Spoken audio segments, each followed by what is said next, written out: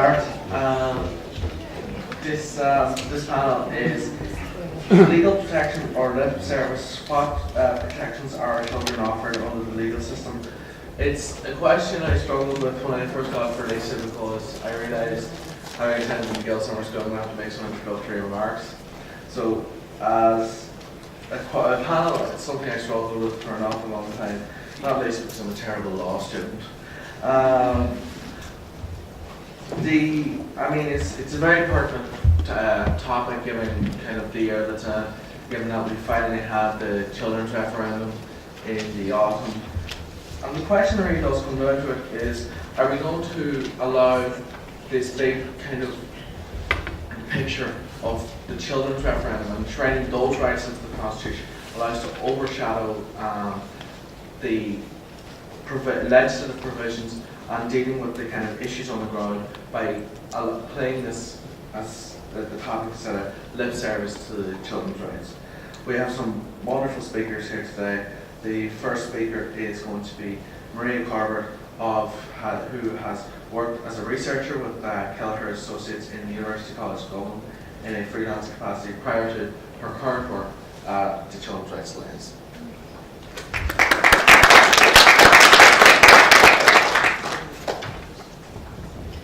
Great, good morning everybody. I believe you've been having a great weekend of learning and socialising, so that's great. I have the hard job of speaking at the very beginning of a Sunday morning, so hopefully you won't be too tired at this stage of the weekend to engage. So thanks for the invitation to be here. As introduced, my name is Maria Corbett and I'm with an organisation called the Children's Rights Alliance. So the Alliance is a coalition of 100 organisations, and we work together to try to secure children's rights in Ireland. And our work is based on the UN Convention on the Rights of the Child. So I did struggle with the title also. I thought it was a good title, so legal protections or lip service. So what I was going to do is just talk about three things. I'm going to talk a little bit about the Constitution, and I'm going to look at this concept of lip service and really what does it mean to have legal rights and what does it mean in practice, using an example there. And then also looking at, do we really need law in all of the areas? Is all the answer for all of the issues that we're looking at. So they're kind of three ideas, three perspectives to take on the title. And maybe just to start by saying that I was reflecting on the Tom Johnson Summer School and who was Tom Johnson and why he named the school that and what did he say and what was important at that time. I think it's really interesting to look back we're now nearly 100 years from a document that I understand that he was involved in writing the Democratic Programme of the First Dáil. And in that, the text, it's really interesting. I was just reading it last night on the train on the way down here, and they mix so well a concern for the people in terms of the social and the well-being, and then also the economy and the importance of our country having a strong economy and base in which to provide for its people. That intertwining of the social and the economic, I thought was really powerful, because I think we've struggled with recently is that we've effectively forgotten about society, we've overemphasised on the economy. So it was interesting to look back at this document and see how they connected the two. And obviously they picked out children particularly and gave them a specific focus, talking about physical, mental and spiritual well-being of children, to secure that no child shall suffer hunger or cold from lack of food, clothing or shelter. And they should be provided by the means and facilities required for proper education and training. I mean, that was written in 1919, but it's still very valid and very important. And in a way, so much has changed, so much is positive has happened, but there really are very core issues that we're always looking at. So I think it's really nice to look back at the history and see how where we are and how we're struggling to make these ideas real. In terms of children's rights, legal protection, do children have rights? A project that we're working on at the moment is a booklet with the Irish Council for Civil Liberties, and it's part of their Know Your Rights series. And Ursula Kilkenny will be speaking later. Her team of researchers has worked with the Anonymous. And it's basically a document that talks about what are children's rights. Do children have a right to education? Do they have a right to health? Do they have a right to protection? And it's such a mixed bag. And when we were writing it, we were really struggling, because if you say does a child have a right to education, it's quite clear and easy to find yes in legislation. It's a positive right. But lots of the other rights, they're just not there. We don't have rights in law to health. No right in mental health. Children are kind of missing within that piece of legislation around mental health. So it's a really mixed bag when you're looking at a macro view into do children have legal rights of protection in law. It's a really mixed bag. And there's always a need to be thinking about new issues and new areas. And one of the big successes from last year was the Female Genital Mutilation Act, which brought in a new offence, the offence of carrying out FGM on a child or removing a child from Ireland for purposes of that. So that's a new issue that Ireland wasn't thinking about back in 1919, but we do need to think about and we did need to address. So there's that sense of needing to be dynamic with our laws to respond to new issues, to respond to issues that are no longer just within the realm of our state, but are cross-border in terms of child abduction, parents abducting a child, moving them to another country, all of those kind of issues. So it's a very dynamic area. So of my three things I was going to talk about very quickly, conscious of time, the first was the Constitution. So I suppose I'm at a Labour event, so I would like to sincerely thank Labour for their role and for being part of a government that brought forward the amendment on children's rights that held the Constitution, and that was part of the movement to get a yes vote in that referendum. And we certainly, my work in the Children's Rights Alliance, I've worked extensively on the issue over the last 8 years and was delighted that we did have a successful victory in that referendum. Now it's kind of strange in the sense that we don't have, it hasn't translated into law yet because there is a High Court challenge to the results of the referendum. So in a way we're kind of in a limbo on that issue, but I just wanted to really just be so thankful and grateful that we did have that referendum and it did pass. And I think it is extremely important. It is the Constitution is the fundamental document of the state. Within that now, we have quite clearly said that children should be respected, they should be protected, and they should be listened to. It's really very important and very positive. But as with all things, once you do one thing, then have to do lots of other things. So it's just not that simple. So one thing that has to happen is, and I'll talk now, assuming that the constitutional challenge isn't upheld and that the amendment passes into law. So if that happens, and I hope it will happen, there is going to be a need for legislation to be introduced in relation to bring the amendment to life, to bring it into reality. So there will need to be legislation on adoption, on best interest of the child and voice of the child. So we'll be pushing for that to happen, and not to happen in years to come, but to happen in a timely fashion, and for that legislation to be as strong, comprehensive and expansive as possible. The other thing I will be going to be trying to have a dialogue around and discussing is that the Constitution sets the legal minimum standards. It is not the maximum of what we want or what we expect or what we should have for children. It is the legal minimum, and we need that to be built on by the judiciary and the Oireachtas when they're developing laws and making judicial decisions for children. The next one is that we didn't solve all problems by the amendment, so there are gaps, and there are lots of gaps. So one of the issues that we'll be looking at is to see what are those gaps, to audit those gaps.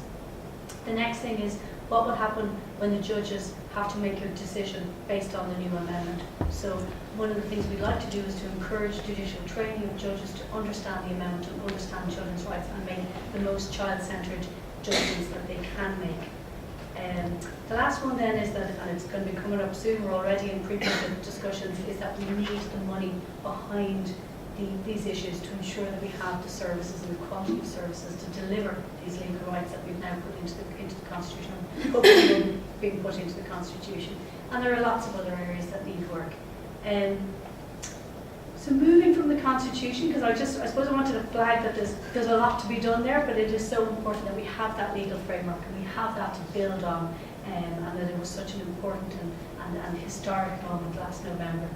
The next one is to look at the concept of live service. So obviously once you have a right in law, it does not necessarily mean that you will have that law will have the positive outcome for the child or the impact that it's intended to. Just having it on the statutes book isn't enough. Now I know this is a very well-known thing, but I suppose you just can't hammer it home enough. So one of the areas I suppose that I think we've got a great opportunity to influence over the next couple of months is a new piece of legislation coming through called the Child and Family Agency. So it's establishing a new entity that will remove the child protection social workers from within the HSE into a new agency. The new agency will also bring in the National Education Welfare Board, that looks at when children aren't attending school and other issues for children in school, and the family support services. So what's happening now is we're going to have a new entity dedicated for children. And from my perspective, to get that right, we don't just need any law, we need a law that ensures accountability, transparency, that includes explicitly in the legislation a phrase that says the agency must operate in the best interests of children, not in the best interests of the agency or of any other dimensions, but of the children that it's serving, the children and family it's serving. Must be an agency that has a non-discrimination equality as its fundamental objective and founding principle. So looking at trying to influence the agency to ensure that it captures those things and that we put them into law. So once we have that in, then obviously the problem again of how do we make that real, so in terms of a monitoring system, effective implementation, budget, services, quality, all of those issues I've just been discussing come into play again. But it is the journey of making something from a piece of legislation to actually impacting on a child is so complex and needs so much attention to actually bring it through, because otherwise it does just stay as lip service. So what we have at the moment is a Childcare Act that says that the HSE will proactively protect children, and we know from the last number of years that there have been many instances where that has not happened and there's been a flagrant violation of those children's rights. So this new agency has to get it right and has to have at its core a remedy. The HSE or the child social workers aren't engaging appropriately. It has to have transparency and accountability, political accountability directly to a minister and to an Oireachtas committee. I'm going way over my time now, so I'll just come to my last point. And maybe just to say that the law can't solve everything. Some of the issues that we're really facing at the moment in terms of our child population would be mental health, obesity, alcohol, discrimination, travellers, children living in direct provision centres. So those very important societal issues that we need to tackle. The law can't solve them. You can't have a law that will solve them, but the law is definitely part of that solution. So there's initiatives like the banning of advertising of sports events in relation to alcohol is extremely important. It is an extremely important part of that puzzle. But obviously there's other things. We need social change, we need a new approach, we need cultural shifts on those issues as well. We need good services just keeps coming up. But the law is certainly part of that change and is part of that puzzle. So I suppose I hope that's given you a flavour. I know I've been jumping around a bit, but I suppose the idea that we have a constitution that has a framework in relation to the legal protections of children, then we have an agency in relation to children that brings in the components, the principles of the UN Convention on the Rights of the Child, the best interest of the child, the voice of the child, non-discrimination. Those principles get integrated into that piece of legislation. Then we have the political accountability and the budget to actually bring in the services that we need. And then we have the cultural shifts around some of the other issues that form part of that puzzle to ensure that children do have the rights that they deserve and that will allow them to have wonderful childhoods in the Ireland of 2013 onwards. So thanks very much. Okay.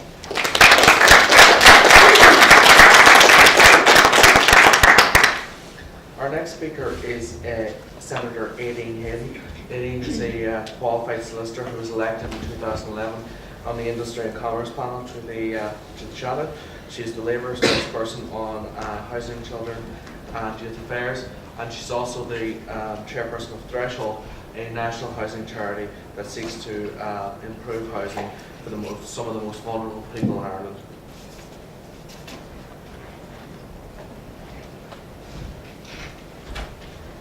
Thank you very much, Sean. And I'd first of all like to start by thanking Labour Youth for the invitation to be here today at the Tom Johnson Summer School.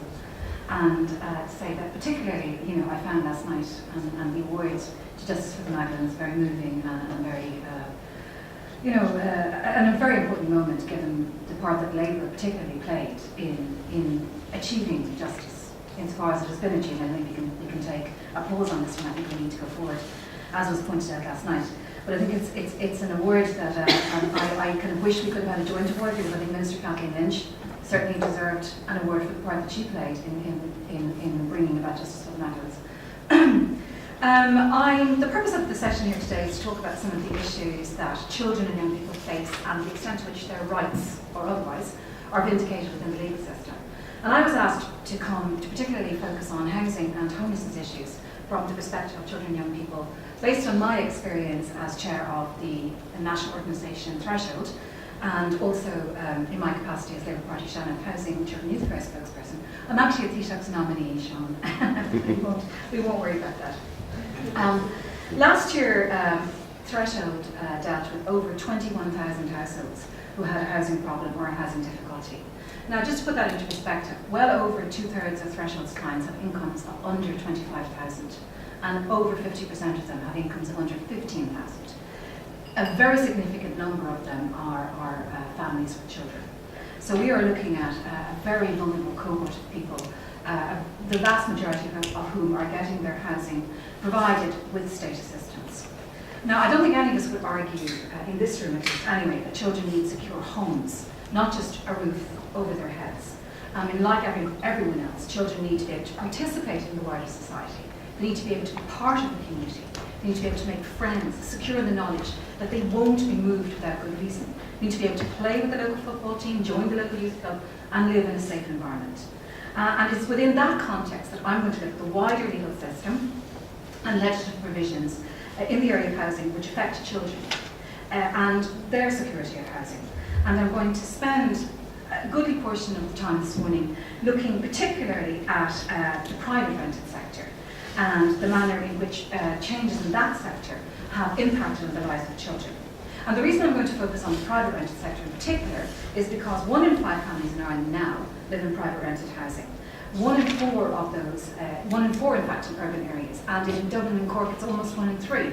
So it's increasingly become, because of the lack of social housing, the area where the poorest people in Ireland now live, and that means that basically the poorest children live in that sector as well. And I will also look at a somewhat older cohort of children and young people, and I will look at some of the issues that are emerging around homelessness. And I'm going to finish by highlighting 2 particular issues where I believe legislative change could positively impact on the lives of children and young people. And throughout all of this, I will be arguing for a constitutional protection for housing rights as an important part of the protection of children. There are various legislative enactments, and I'm not going to go into them because it would be boring, but put it this way, fundamentally, the Irish state says that it will give assistance to those who cannot afford to provide housing for themselves from their own resources or who need help in doing so.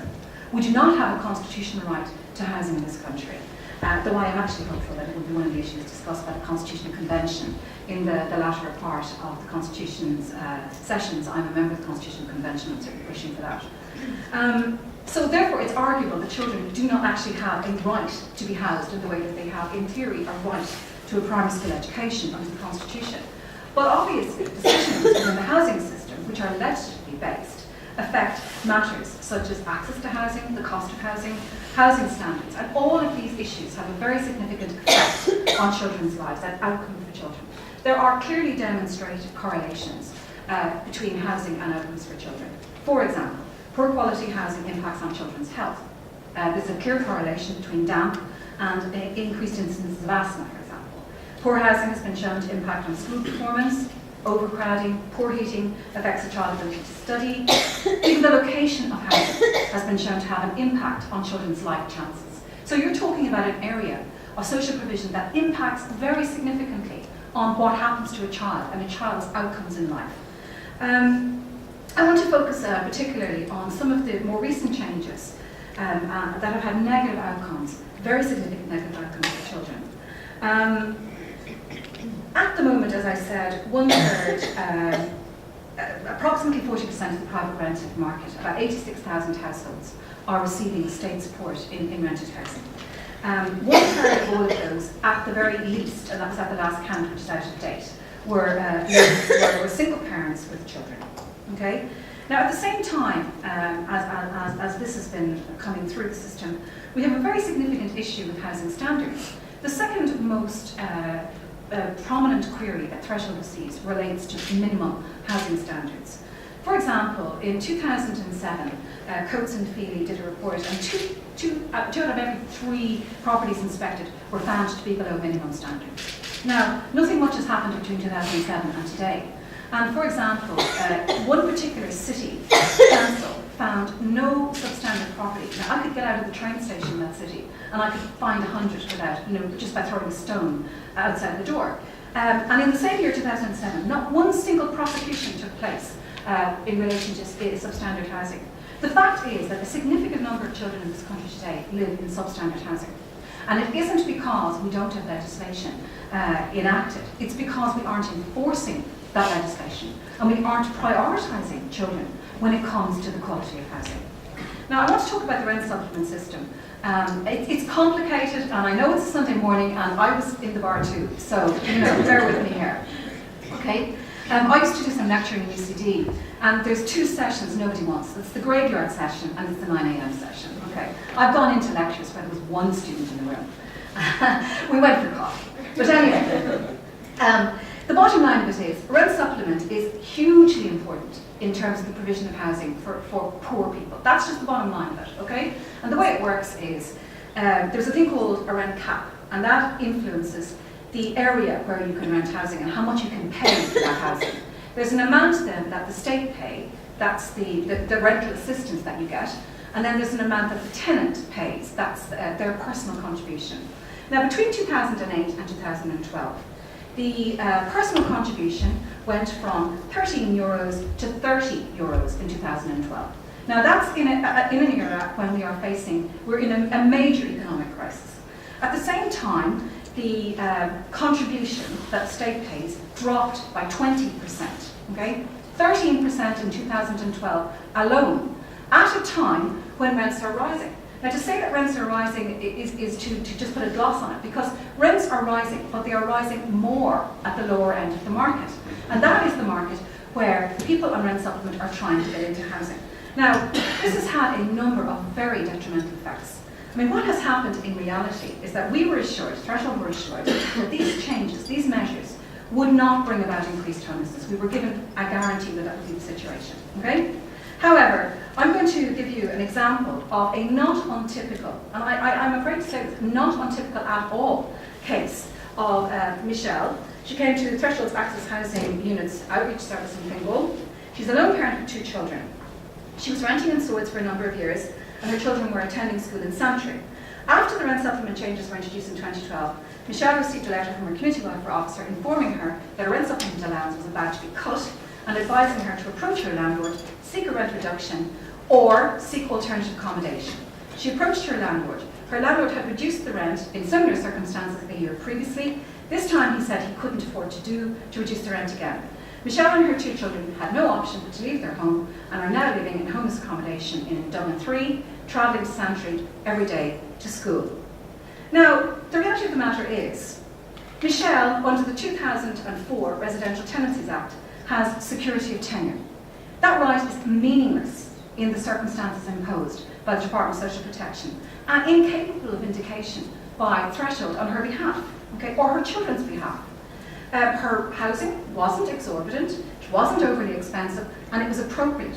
But no regard was given to the impact of what happened on her children, either in the short term, in the context of the school that they were attending, the friends they had, the football they were going to, none of that mattered. Or in the longer term, those children are now experiencing homelessness, okay? And they're likely to have other difficulties from having had to experience homeless provision. Now, in my opinion, if we have a serious commitment to the rights of the child, with a constitutional protection for a home, what happened in that case, and many, in fact, thousands of other cases that are going on at the moment in this country, would be subject to review, and I would suggest subject to very significant legal review through the courts. Now, another issue which I think was entirely significant, very significant and very foreseeable, is in the context of the impact on the incomes of families hit by rent supplement. It is our experience, and this is backed by research, that the rent supplement limits do not reflect the amount of rent being paid. The Citizens Information Centre in Dunleary did research, and they found there wasn't one property to rent at the rent caps in the Dunleary area. The same is true all over the country. I can point to evidence from Galway, evidence from Cork, and so forth. So what is happening in reality is that people like Michelle are doing what we call topping up. They are declaring rents that are lower than they're actually paying, and they're using their social welfare payments to top up. Now, we did research less than 6 months ago that showed that over 55% of specialist clients are topping up. Now, the reality is they are using social welfare payments that they need for heat, light, food, and so forth to pay their rent. The biggest issue that St Vincent de Paul have at the moment is helping people to pay rent. On top of the fact that they are subsidising food. I mean, we know, for example, from recent research that the number of children who are going to school hungry.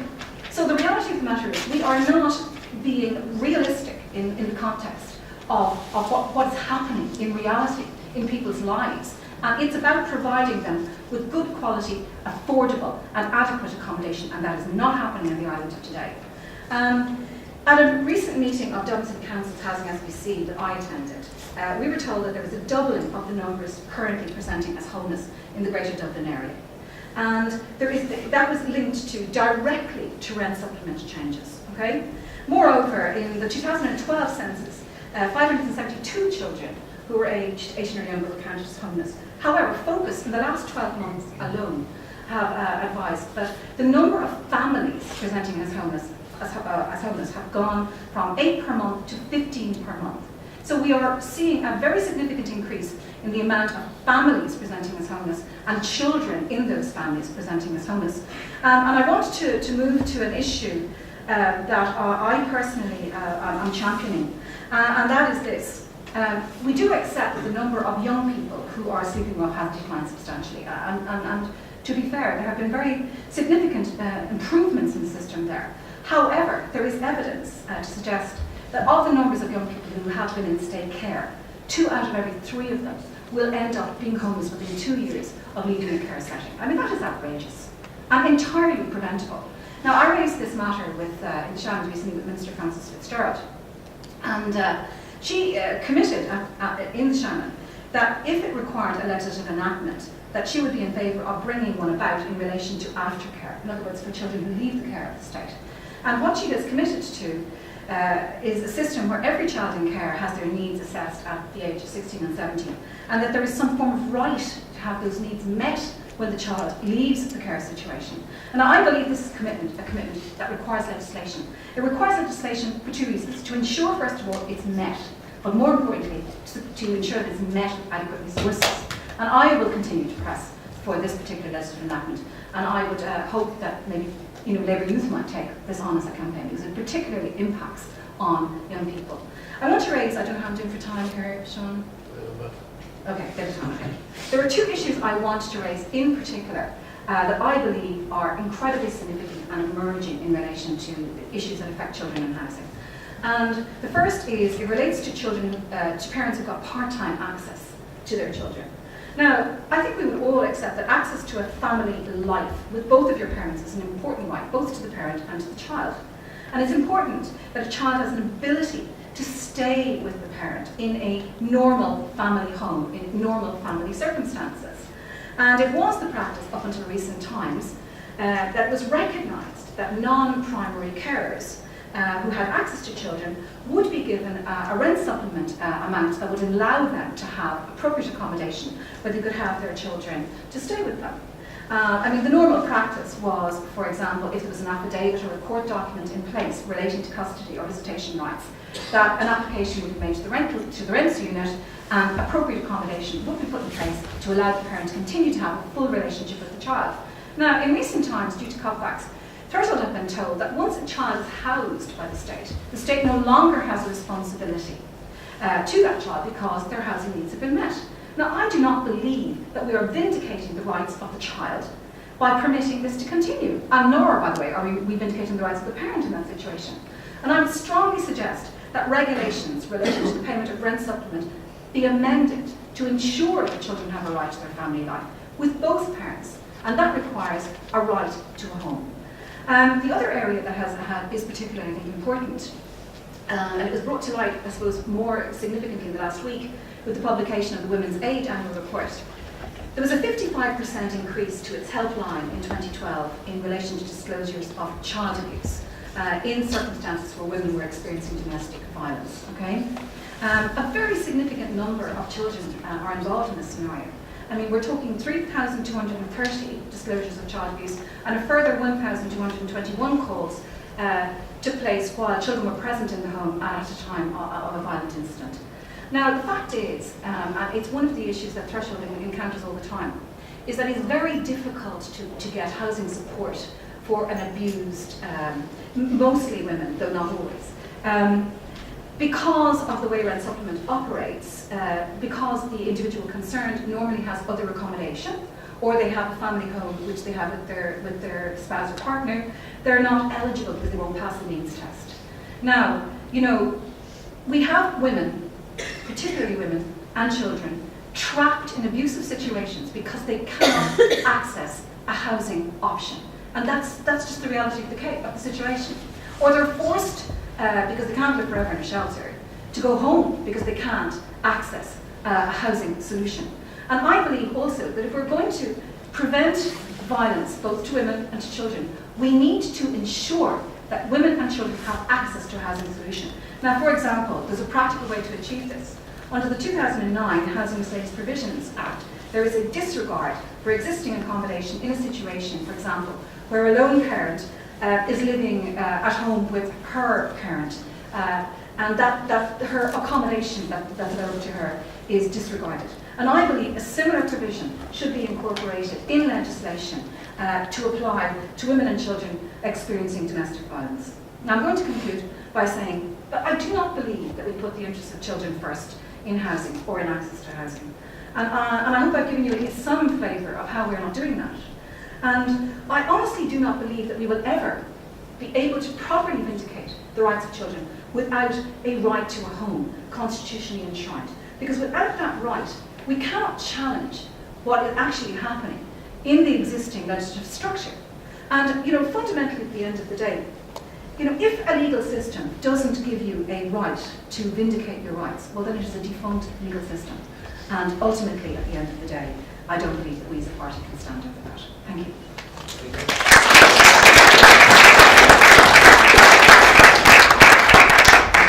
Our next speaker is somebody I've had the pleasure of hearing speak before. It really is fantastic. Barry Fitzgerald is a barrister who specialises in children's law and has represented both sides of the coin in this regard in the state and the parent and childcare cases. He's lectured in child and family law in third level and a professional development and community development context, and he also works with a number of non-governmental organisations.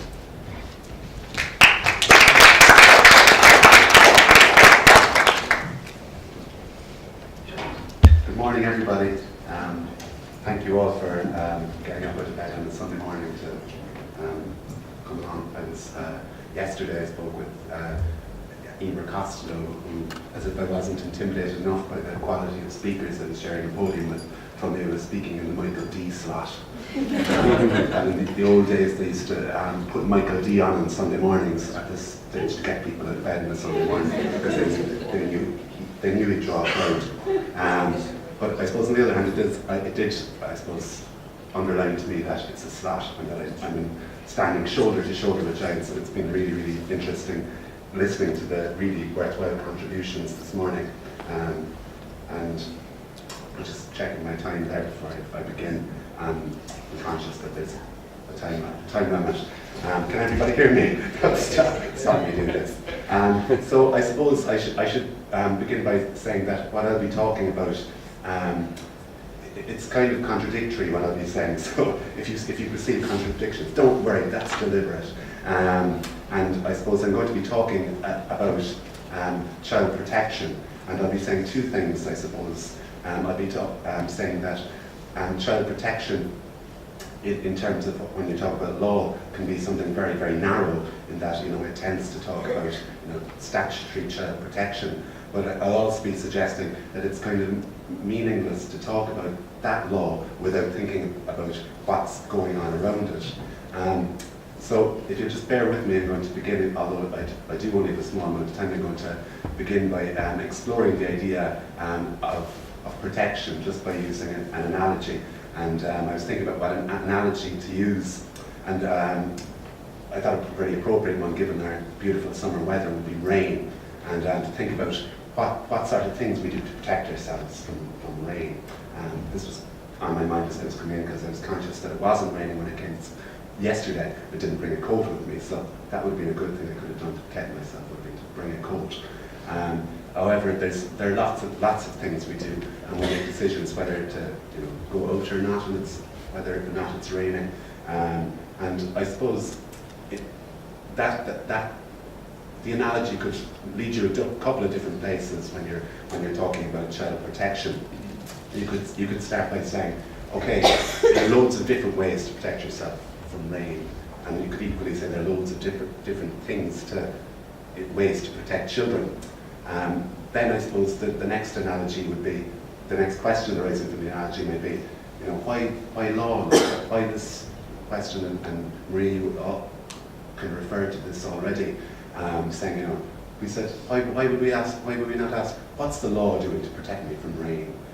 You wouldn't look for the answer in law, you'd look for the answer elsewhere. You'd look for the answer to courts and more practical measures like that.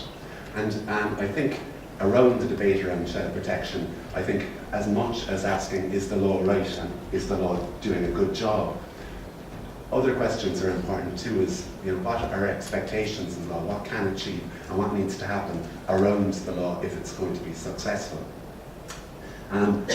Coming on from that and touching on with a really stirring and really fantastic words about the importance of housing, I would say that one of the things that's protecting us from the rain here, thankfully, is the roof.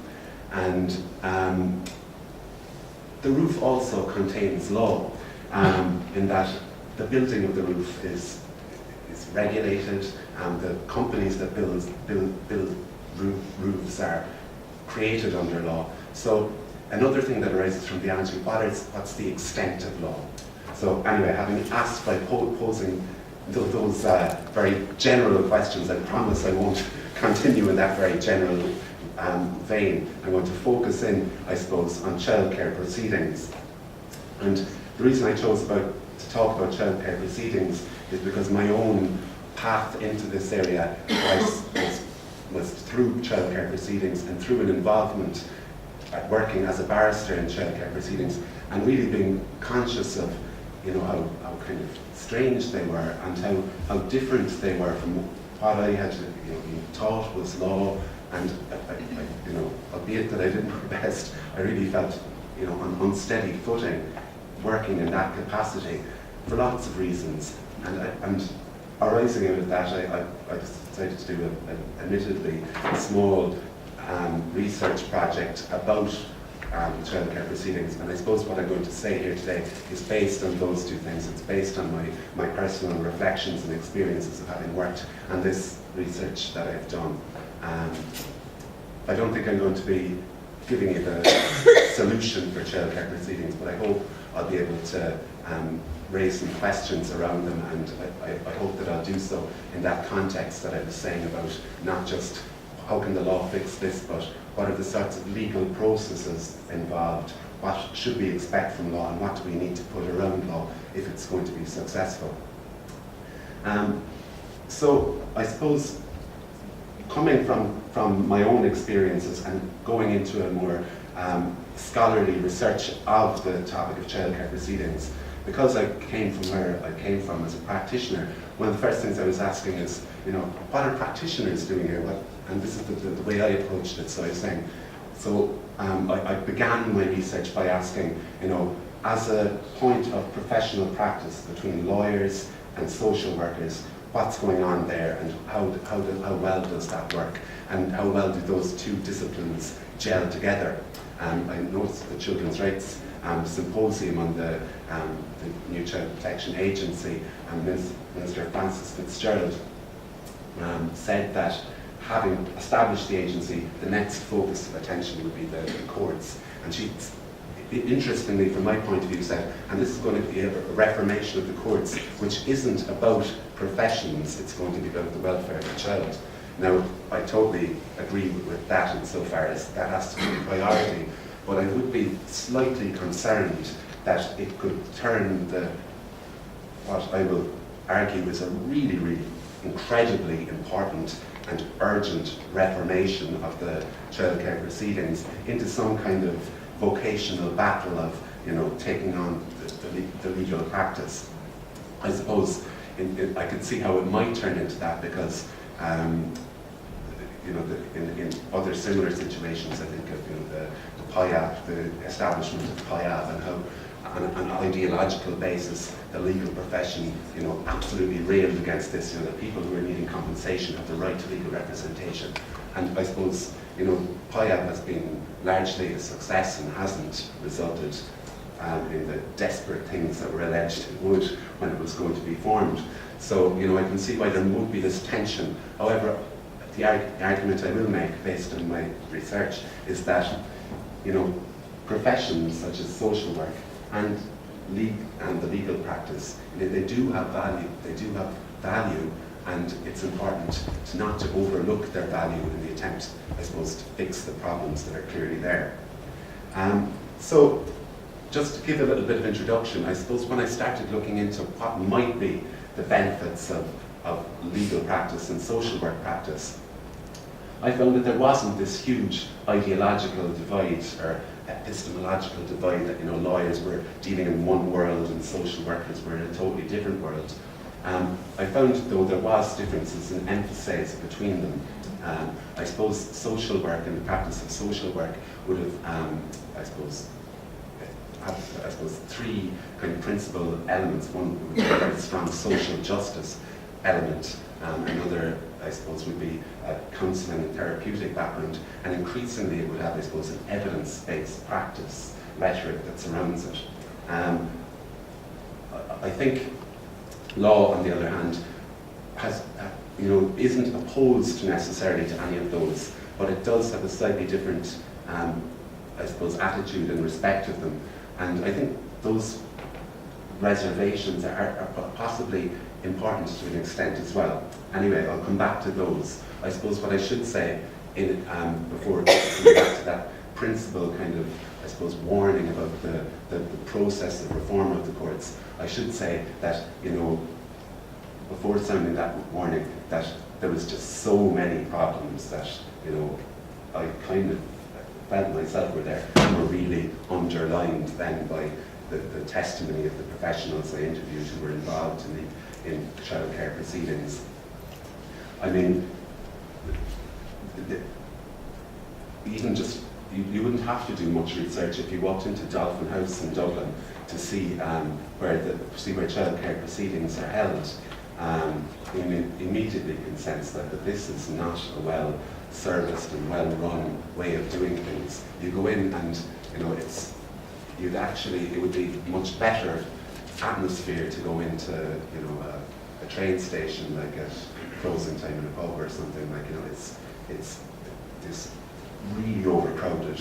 And when I went in there for a look actually yesterday when I was in Dublin working just to see it, it had changed in recent times, and there was like a BBC Antiques programme blaring in the corner, with these people at this very, very serious moment in their lives. I just thought so, disrespectful, and particularly when you think of, just across the river, you see the absolutely beautiful building that is the new criminal courts, which is, I'm not saying that shouldn't be well built or anything, but it really does show the status of child care law, in spite of all the rhetoric about valuing children, like that, this absolute mammoth temple to the law there, and then we have kind of really poorly furnished buildings with people standing in corridors with BBC kind of blaring in the corner. That's in the Sky News, so it's probably a little bit of an improvement from that, but nevertheless, it just really tells its own story. But even looking beyond that, if you go through the court doors and through the waiting room doors, there's about 2 of those which are occupied at about 7 in the morning.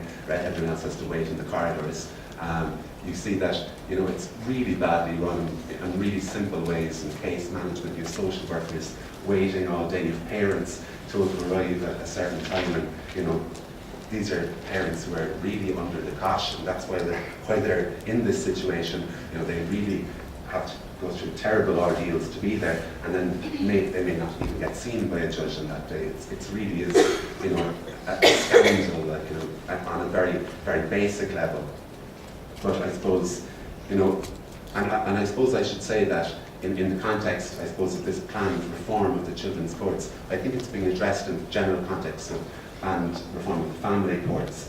And I think to a certain degree, those sort of kind of fire engine problems will be potentially cleared up by that, a more, just a better, administrative system around it. But having done, cleared up those really obvious problems, my research revealed, I suppose, more fundamental and more difficult and nebulous problems as well that deserve, I think, specific attention in a childcare context that won't be just resolved at the stroke of a family law court's reform. And I don't actually have time to go into them here, but just I suppose to say that they're very, very deep-rooted. And speaking of time, I have a few minutes left. I suppose just a quick list of them. I was conscious that I won't be able to go into some detail, but some of the things that emerged were, I suppose, things like the guardian ad litem system that we have is a very obvious one, which has been talked about a lot. We've talked about the appropriateness of courts for hearing the voice of the child, even aside from guardian ad litem systems failing. I mean, it really doesn't seem to be well serviced, for letting that voice resonate in any meaningful way. It's all very well to say we have the voice of the child because the guardian ad litem has seen the child and says to the child, but how impactful is that voice in the proceedings? For a system, I suppose, the idea of justice, which is supposed to be about, I suppose, bringing people in a state of equality before the law, and it's hugely ironic given the, I suppose, rhetoric that surrounds this supposed imbalance of power in favour of parents over children. I mean, maybe on a large level that's the case, but certainly in childcare proceedings, the sorts of representations, the sorts of voices parents get and parents' own welfare interests in their child get, they're very marginalised. It's primarily something that seems to be sorted out between the guardian ad litem and the social workers, and you can only hope in that situation that the guardian ad litem, is a parent's ally to a degree, but the legal representation, which has been improved recently, there was a time when a parent couldn't even be guaranteed that much. So the whole, I suppose, structure of the proceedings, the whole underpinning thing really needs to be looked at, and that's something I suppose which requires an awful lot of work. And I think the point I'd like to make here is, having looked at social work and having looked at law, is that addressing you as policymakers or future policymakers and future legislators, is that I'd be cautious of people who present this as technocratic solutions in respect of these problems. This is the evidence says this is the best practice. We have to look beyond that and say, why is it best practice, and in best practice in what values are being underpinned by saying it's best practice. Equally, law will say that this is the law, and we can ask, why is it the law, and could the law be changed, and could the legal processes around that law be changed? So, I think, as well, having said that, I suppose, I do believe that, the importance of knowledge and the importance of evidence, it's about balance in that regard. It's not about a kind of a blind following of evidence, which itself can be flawed, and once even you have it, you have to decide how to apply it. But it's about the appreciation of its value, about a commitment to I suppose, scholarly research and meaningful scholarly research, and also I suppose the realization that ultimately it's political, and it's something that is rooted in our own value and our value systems. At a very, very obvious level, one example that could be said about the theme of this weekend being the lockout, and about social marginalisation. I mean, talking about this very important moment in child protection, probably like the moment of greatest ethical significance, where you move from a child being brought up in their family to a child being brought into care, and so much else revolves around that. It's a real fulcrum of it. But to speak of that in purely legal terms is really remaining blind to the social forces that cause that to be the case in the first place. The reality of limited resources means that at a certain point a threshold must be reached when you say support will end and a more coercive engagement will begin. Now, what ends up in the courts, admittedly, are the most generally really, really terrible situations. There's no doubt about that. But this is just one end of the spectrum, and all along the path that forces people there, there's so many, I suppose, less fire engine methods that could prevent this. So, that's one way, just one example of how, when you're talking about law, it's really kind of meaningless to talk about it in the absence of context. And particularly, I think, when you're talking about children who make certain demands and the, I suppose, assumptions and paradigms that underpin law. I think that's both a challenge to law, but also an opportunity for law, for self-examination around the sorts of things they take for granted. And I just hope that scholarly research of this area will be supported. And traditionally, I suppose, legal research has been kind of dominated by a doctrinal approach. But I would think, from my own limited looking into this issue, this is really an area where I think, I suppose, contextual approaches where lots of different voices need to come into play. And a legal one is one important one. And I think from our perspective here, a political one is a really, really important one too. So thank you very much for this. Thank you. Thanks very much. Respect that very well. Good morning, everybody. Delighted to be the final speaker on this panel. It's always a pleasure. What I wanted to do in the few minutes that I have this morning is talk to you about two different perspectives. One, how the law treats children, and the second, largely following on from Barry, but also from the other speakers, on a couple of points on the legal system where I see our Ireland positioned. And again, a lot of my work has been international, so this comes with that perspective too.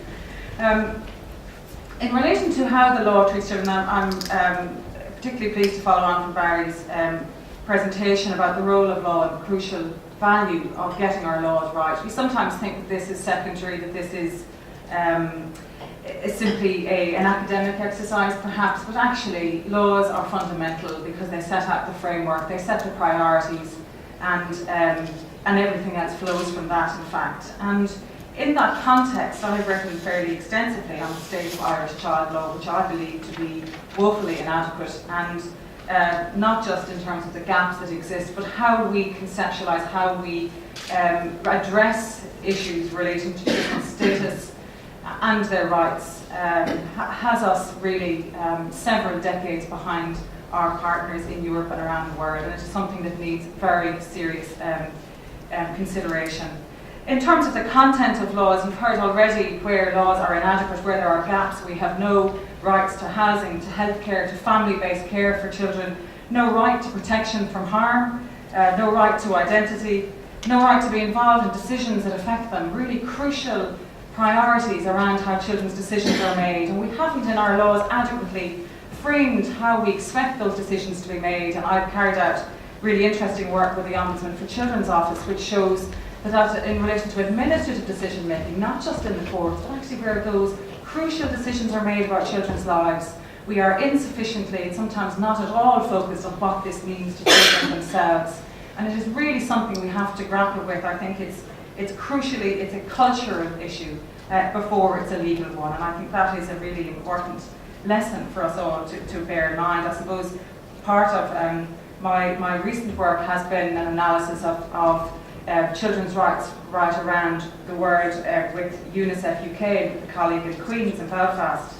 And we looked at other countries and how evaluated to the extent they had got it right, as we could see it compared to each other, and also bearing in mind the Convention on the Rights of the Child, which binds us all. And I suppose what we saw were countries that had achieved success in various ways, but what ultimately was critical was our sense that you had to, as a minimum, get your laws right. That actually if you didn't have your laws in a decent state, if they didn't provide adequate frameworks for guiding decision making, for setting priorities, for giving words to the claims that people are morally entitled to, then it was really an uphill battle. Even where you had countries like Norway, for example, who themselves considered their laws to be adequate, there were gaps in practice. But certainly, as a minimum starting point, if your legal framework doesn't set out clearly what children's needs, interests and rights are, then it's very, very difficult to ensure that that will happen in practice. In that context, I would also, like Maria, welcome the constitutional change, noting that it is a starting point. And for me, the critical point of that was the cultural, if you like, the Rubicon they crossed of recognising that children are individual rights holders, and the state, in fact, has the duty to vindicate those rights. And not as previously, I think, defined really, this was a matter that fell squarely within the scope of the family. Like all human rights, this is the state that is the duty bearer, and we need to really think about children's rights in those terms into the future. I think the other point I would make about the state of Irish child law, and this perhaps is not unique, but it is worth considering that we are fairly incoherent as we approach the role and status of children in law. We have, to simplify it, I think, two extremes. We have a scenario at one end where I believe we behave through our laws and our legal process in a way that exaggerates children's lack of capacity. So we have a very paternalistic, protective approach. We like to keep children out of situations which we consider may be harmful to them, where, for example, they might want to have a say, they might want to be part of a decision-making process, but we would be concerned that might be harmful for them. So we, in a variety of different contexts, deny them a voice or a role in decision-making, for example, around healthcare issues, where our law, again, woefully inadequate, simply states that children can consent to medical treatment at 16. That, against a constitutional backdrop, muddies the waters for 16 and 17-year-olds, I believe. But also we have no, for example, no right to refuse medical treatment for that age group. Why not, if we are entitled, if we are giving children a right to a say in that healthcare decision-making process to accept treatment, why not entitle them also to refuse it if that is their wish, and there are all safeguards and so on that can be put in place to ensure that is an effective decision-making process. Also, and I'll come back to this in relation to the legal system, again, we like to keep children out of court, this is right, but we deny them the capacity that they have something to say that we want and need to hear. And I believe that is that position of ignoring children's capacity, even those who are very young, in addition to those who are older, is, I believe, reinforced largely by the Constitution and represented then in our legislation. On the other extreme, in the criminal courts, we give children complete capacity to accept criminal responsibility in the full rigours of the criminal law as young as 10. So although we're not able to accept that children might have a right to accept or refuse medical treatment at 16, we are perfectly happy to accept that they have capacity to accept the full brunt of the criminal law as young as 10. And there is a fundamental incoherence in that position. Those that argue it's based on capacity, obviously that is very difficult to rationalise. And I suppose also the question it raises is one of the political position that underpins it. Where you set your age of criminal responsibility, at what age you choose to prosecute children is a political decision. It is not one based on any sound rationale around child development. And there is growing international movement around this issue as well, which is seeking to try and bring these different ways of thinking around children's capacity development together. But we have to start thinking about what the consequences are for children, both of imposing full criminal responsibility on them at a young age, with disastrous consequences for them, and equally denying children a voice or capacity in other areas that are equally crucial to their lives. The other points that I wanted to make relate to the treatment of children in the legal system. Again, these are entirely connected, we can't really separate them, but children come into contact with the legal system in a variety of ways. As I mentioned, they can be accused, find themselves in criminal court, either in the children's court at district court level, or in the circuit of central criminal courts, where they are effectively treated like adults. Children, of course, can be victims and be involved in that context in criminal or other proceedings. They're frequently involved as subjects in either private family law cases where parents are separating or matters of custody or guardianship have been discussed, or in child protection cases, again, where these are fundamental decisions being made about their lives. And finally, in a category we really never talk about are litigants, children as litigants. That, I suppose, is where we see our most serious barriers in terms of access in court, where we require children to have a next friend to litigate. and raise questions again about their capacity to instruct solicitors, even when they have very clear views as to what interests they want to pursue in court and why they want to pursue them. And I'll give you an example from the work that I've done with my students in the Child Law Clinic. One of the first cases that came our way from a legal team was relating to a young person who was in care. As such, she was in the care of a HSE, or HSE was her parent effectively. She sought access to her half-sibling. And as we looked at the case and tried to identify solutions for her, we found that not only was there no right to sibling contact in the law, that we were able to identify a provision that we could use possibly, but actually the bigger problem is that she had no next friend. HSE were highly unlikely to take that case on her behalf. Her father was not in a position to support her, but that would not have been well received. And effectively, she had nobody to advocate on her behalf in that position.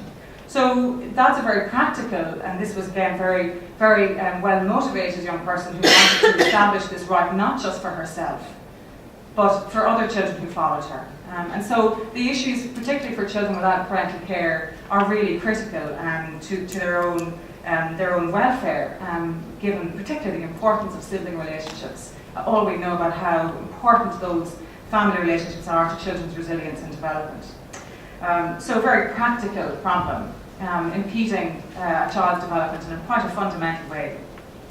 Apart from those more sort of serious barriers, I think we can all agree that children should not be in contact with the court system where that can be avoided. It's not good for them in general, and it can be very harmful. There are particular concerns, of course, around the experience of children who've been victims of abuse, who find themselves re-traumatised going through the court system in a formal way. The Raftery Senior Counsel has written and spoken extensively about this in an area, again, where we should have learned so much from the past. We continue to fail to respect the rights of those children in that process by simply taking a range of practical measures to ensure that the process, the criminal process and the court process revolves around the child in that situation.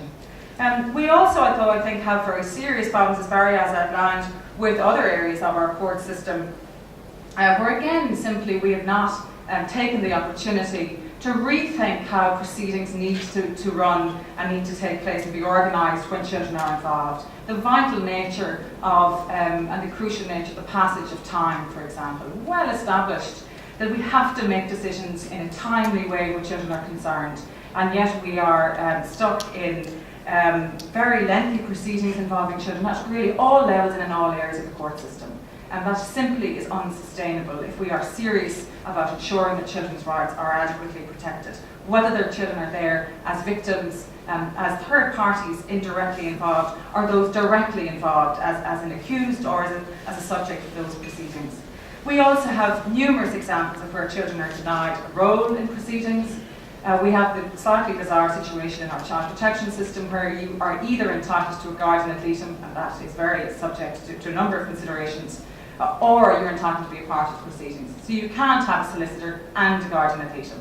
That is not in line with what other countries do. Again, if we are serious about ensuring that the decision-making process revolves around children, we have to grapple with those realities and not give in to concerns that this will simply lead to greater numbers of parties involved. We don't accept those arguments in relation to adults, and we shouldn't accept them in my view in relation to children either.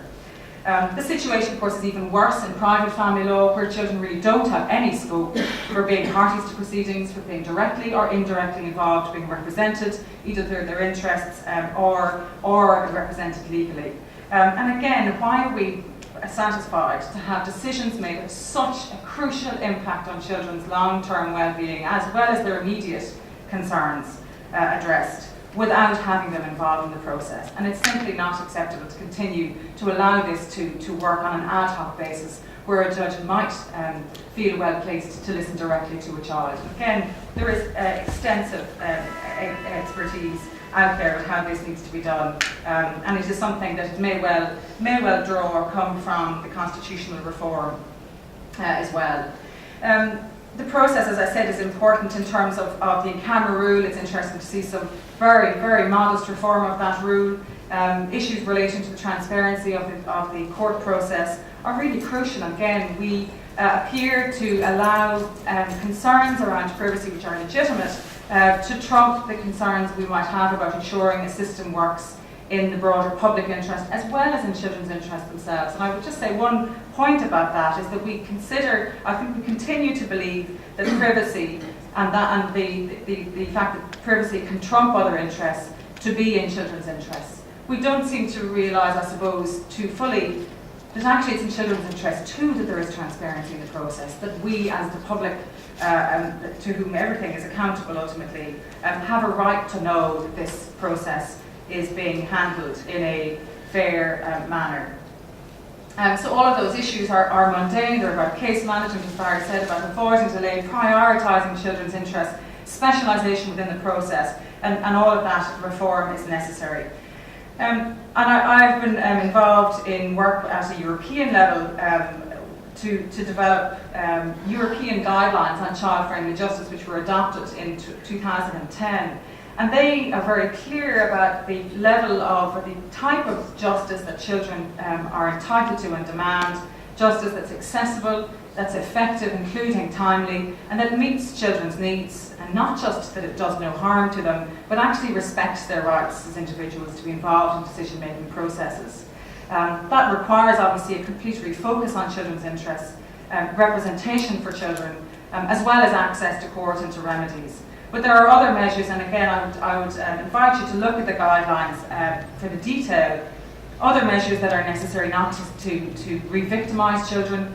Again, we have extensive experience from our colleagues in Europe that operate initiatives like children's houses, one-stop shops where children who've been victims of abuse can come in a place and safe setting, have all of their experiences documented in a respectful and safe manner with a multidisciplinary team.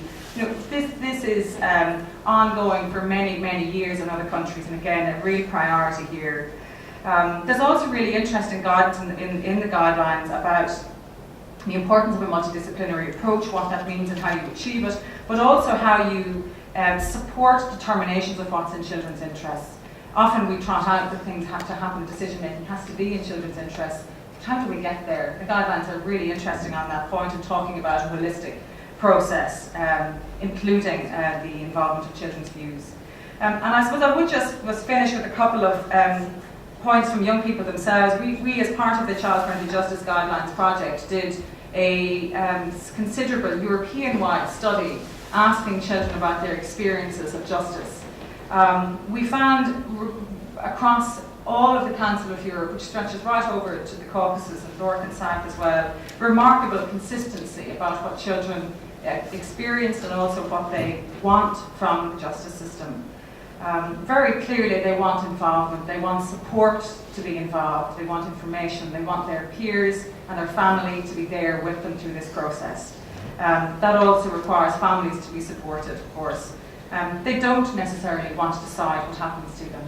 They want adults to take that responsibility, in fact, but they crucially want involvement and a say in that process. Also, I think the final point is that they want respect.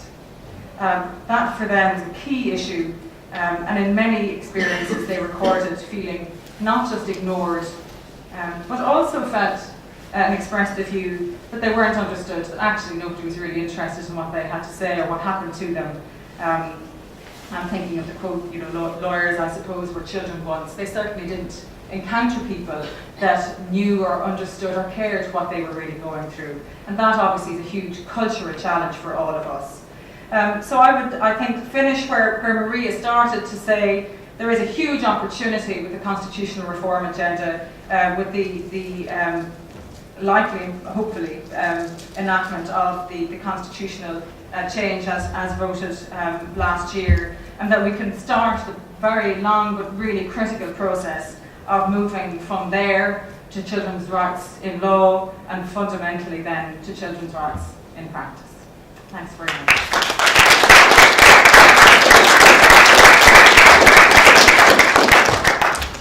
Okay, so we're running tight for time, so I'm going to take one round of questions. and because I've had somewhere in the area of 5 to 10 minutes sleep, I'm going to be absolutely brutal to people who are rambling on and making a comment as opposed to a question. So, who has questions? Rory, then Jack. Oh, Declan. Rory. Thanks, Sean. Just two very brief questions. And the first is specifically to 18 in regarding rent supplement. Just like to hear your views of rent supplement versus social housing, and the idea that perhaps rent supplement should be a more temporary measure for people in a period of when they're outside of work, and that maybe social housing is a long-term care and solution for people who need residences. And the second question is to the entire panel in relation to direct provision. What's your views on direct provision and the impact it has on refugee children? And we all saw the Prime Time programme, unfortunately, on our screen a few weeks ago, and there was a huge media comment about it, but we don't talk about refugee children because they're perhaps not our children, and is that a racial element to that as well? Declan? Or hang on, wait for the roving mic. Hello, can I ask Eddie maybe what she thinks about rent controls? Do you think they'll work, and is there a legal, maybe some of the legal people could answer as well, are rent controls doable under our constitution, or is there a problem there, and like, could we just legislate it or would we need a referendum, and is it desirable, or would that help the issue with rent supplement? And Ellie, last question out the back.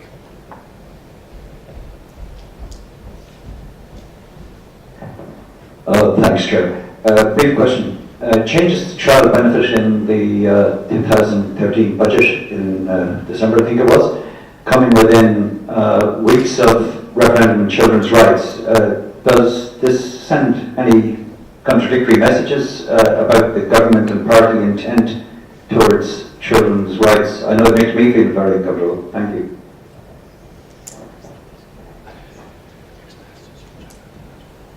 Okay, so I'm kind of like Jesus, the first shall be last and the last shall be first, so we'll give the first question to our Ursula. Thanks very much for that.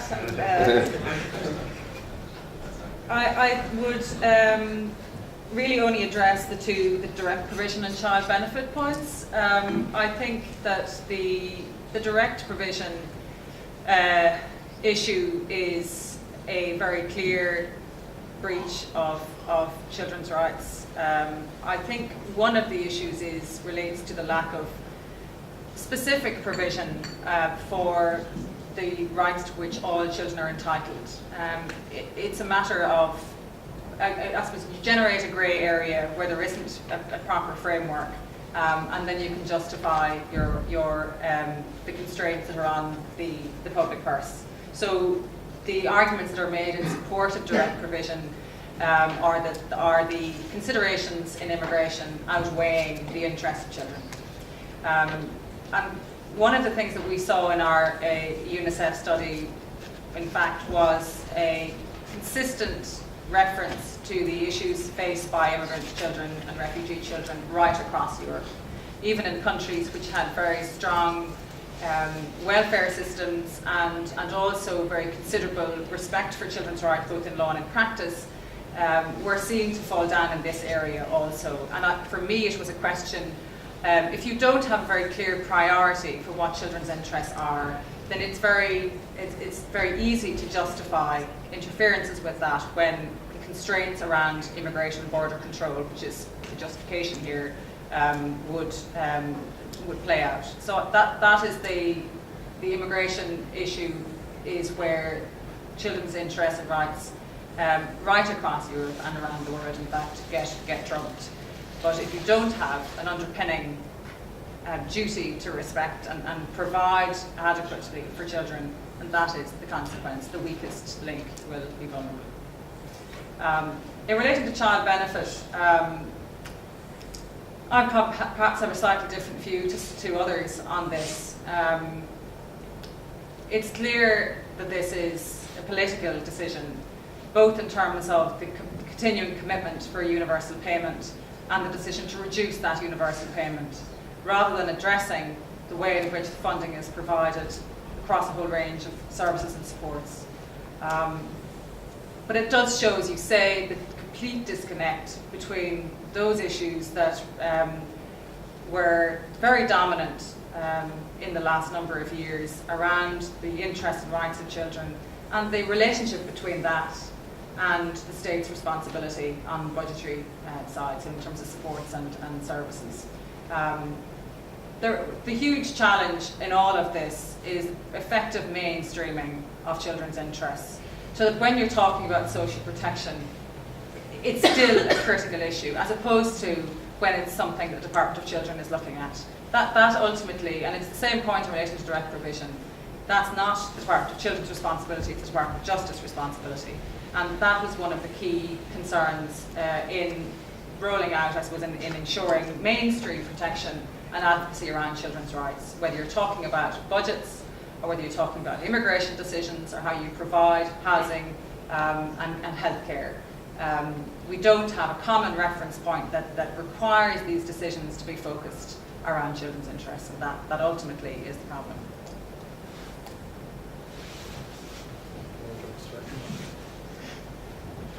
I hope the chair's brutality to those asking questions won't be extended to those answering them.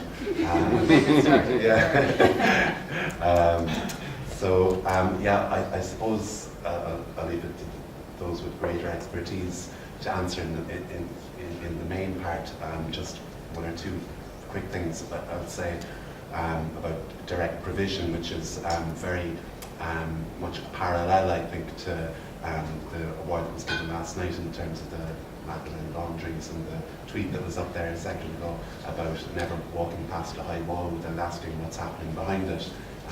If you walk out the door of this hotel and walk up York Street, there's a Glenvera, an old guest house, which is currently a direct provision centre, and I've walked past, and I suppose from my limited experience of and my knowledge of what goes on, I mean, it's just such a discredit to our country and to us, the way that system is run.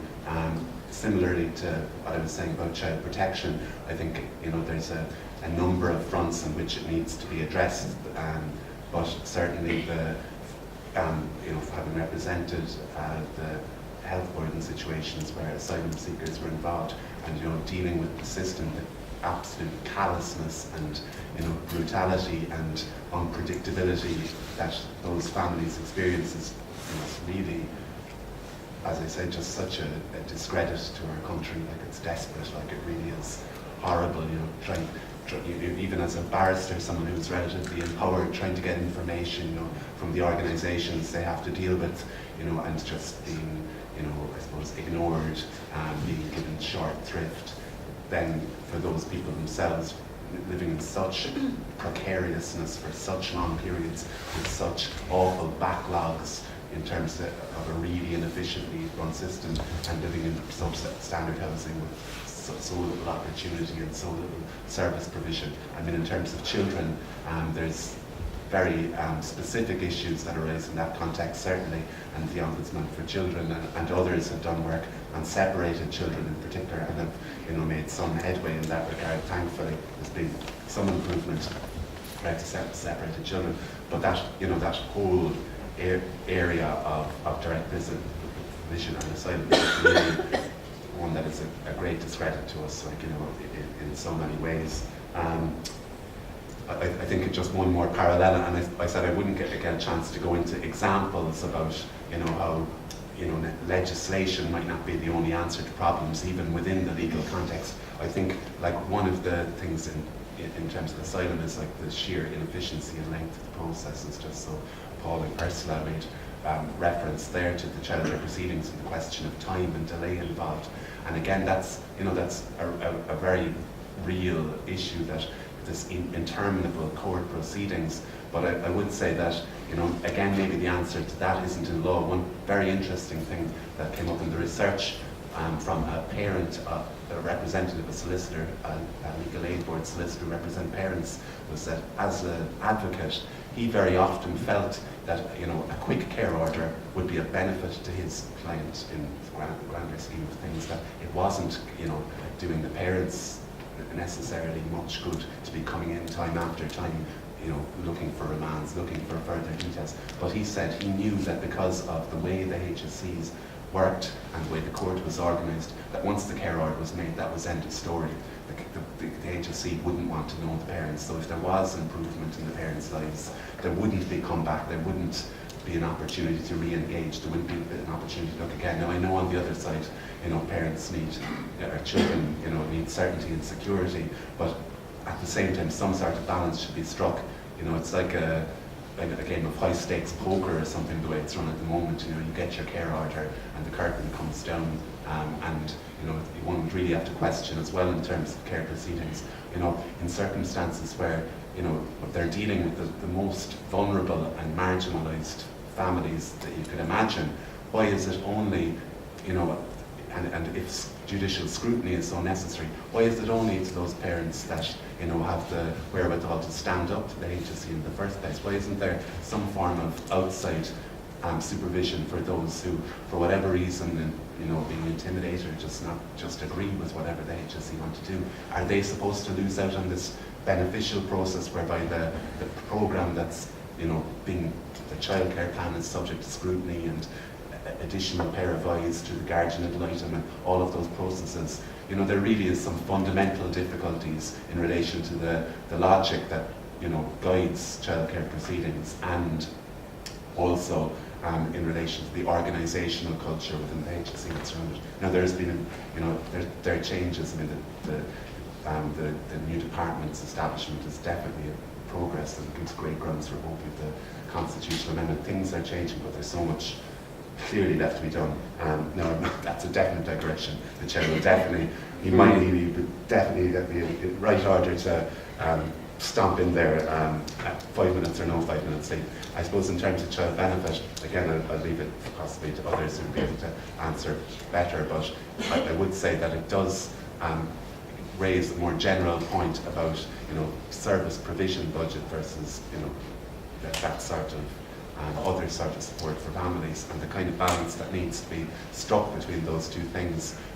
The universal payment that was stopped and the stopgap measure of early schooling that was provided, we saw that recently, how that kind of the rushed nature of that, okay, we're going to lose this payment for early childhood, so let's provide early education. We saw how what resulted in that it was a rush job. So I think there is definitely a rebalancing. Our services for children need to be improved, and that I don't think that should be at the expense necessarily of cutting child benefit, but there is that sort of discussion to have, but at the same time it's not an easy switch from one to the other, certainly as the situation with early childhood education is shown.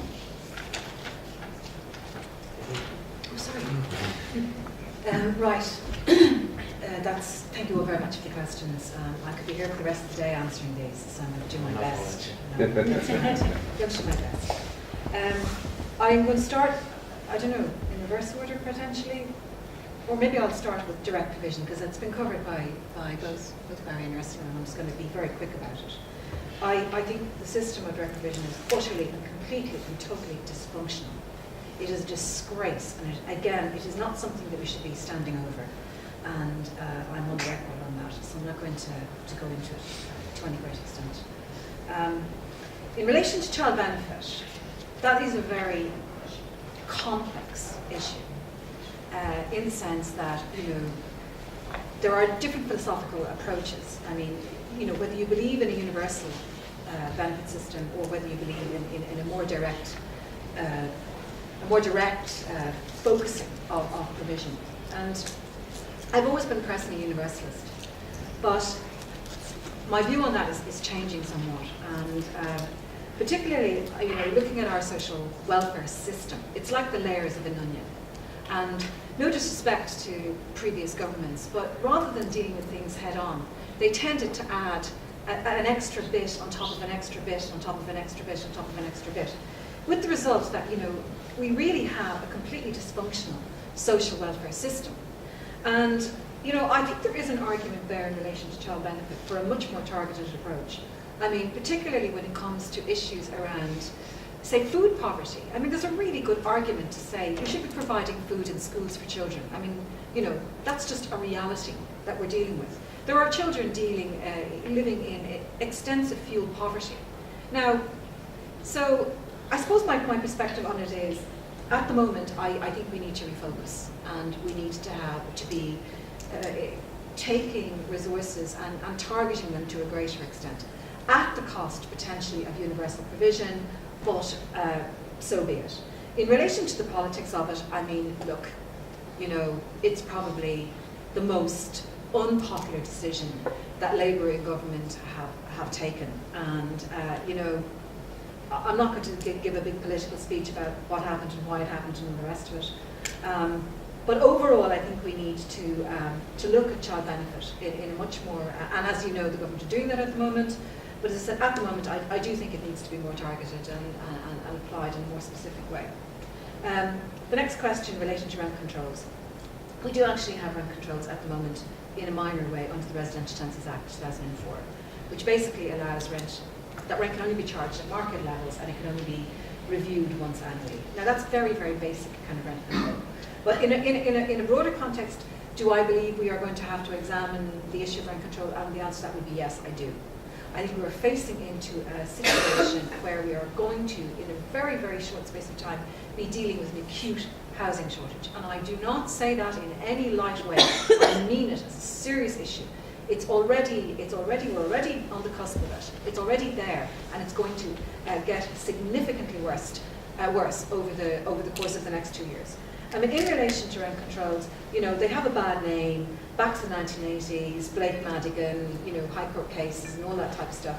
But if you actually look at those decisions in detail, it didn't actually dismiss the entire concept of rent control.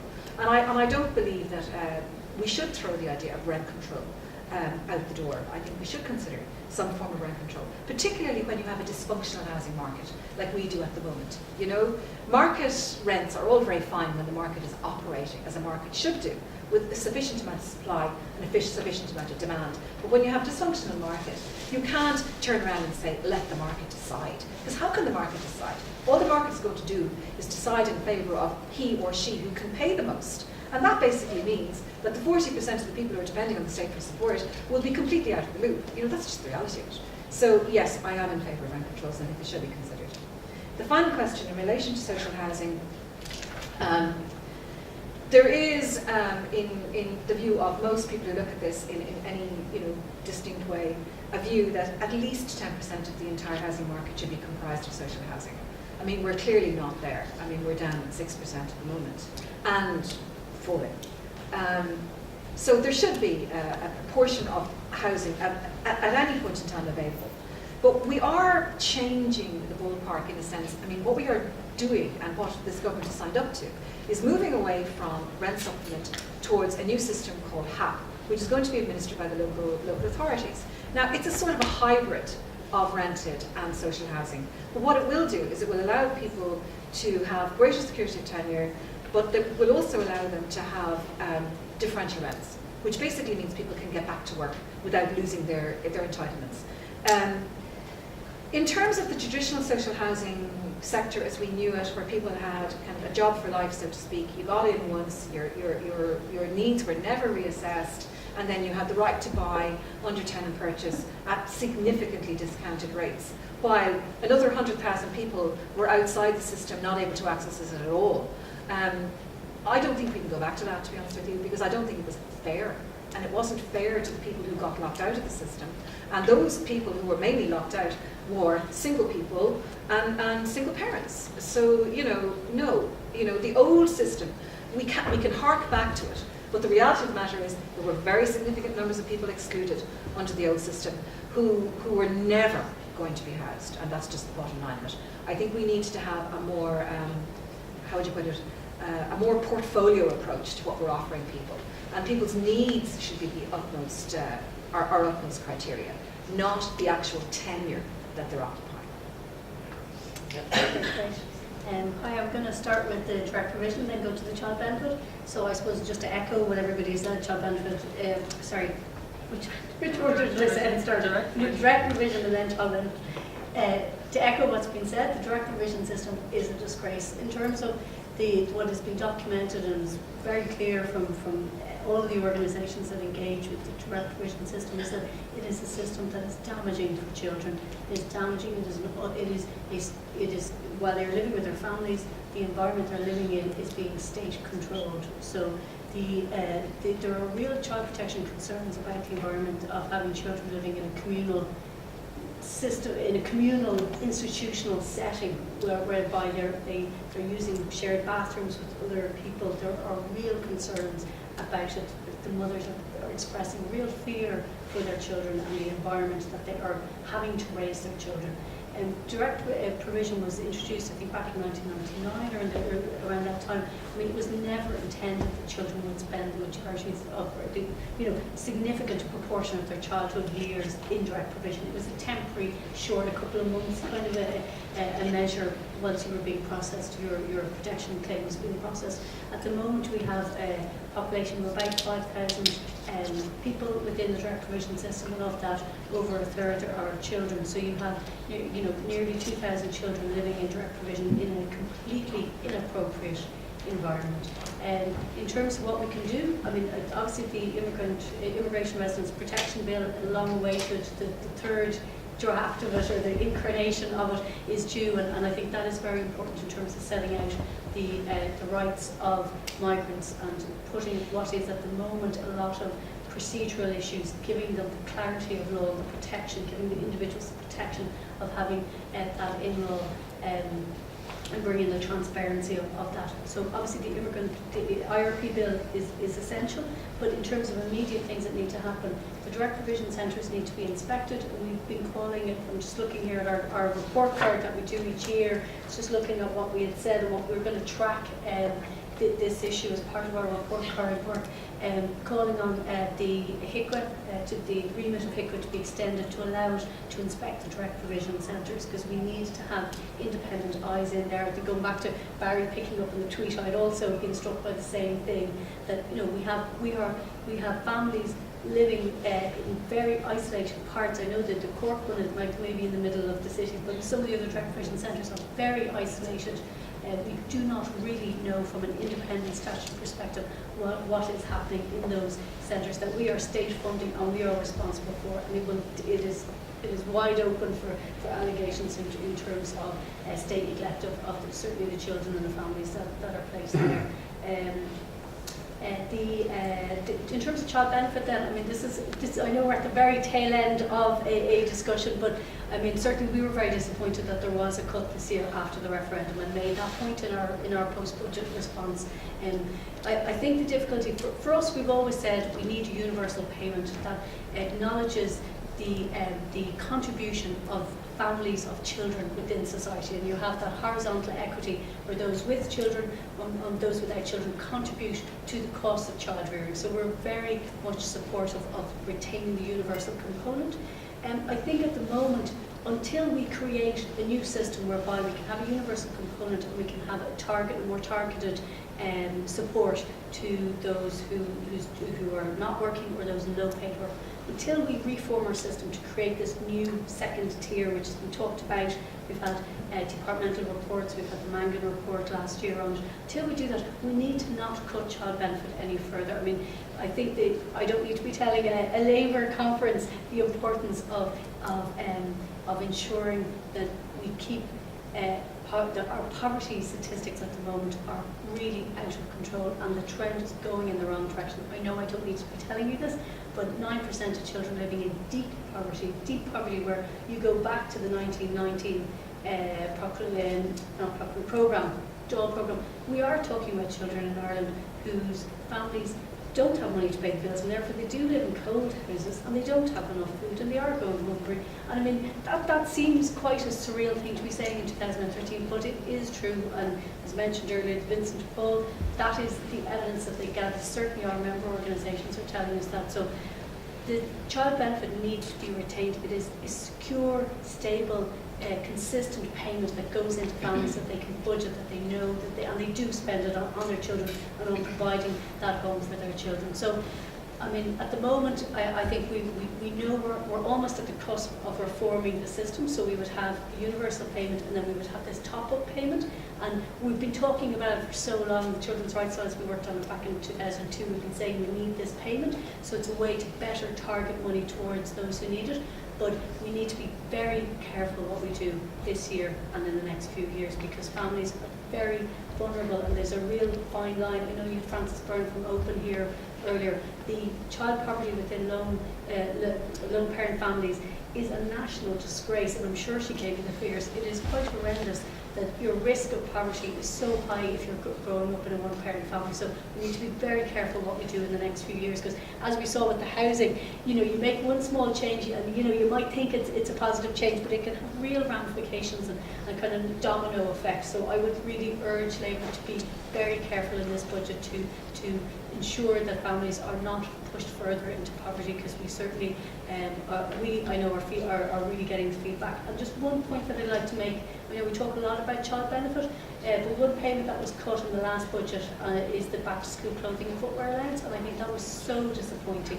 It is a targeted payment that only goes to those that meet a means test to say that they are vulnerable and need the payment. The payment is for children's clothes and shoes, tracksuits to go to school. So the real basics. It's paid in September or in the summer in the lead up to the new year.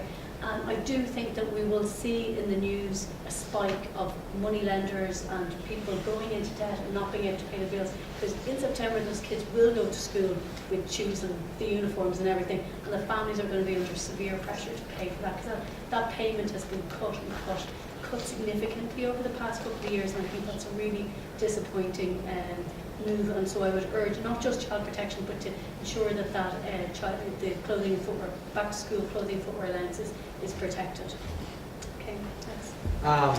Well, that's all we have time for. I'd really like to thank the speakers for coming out this morning. It's been a fantastic debate about kind of the future of children and the law in Ireland. We're going to take a 10-minute break now. Please don't go very far, because we have our last panel coming up, and we do have some really interesting speakers who took the time out to be here today. So just again, I think our speakers deserve a round of applause.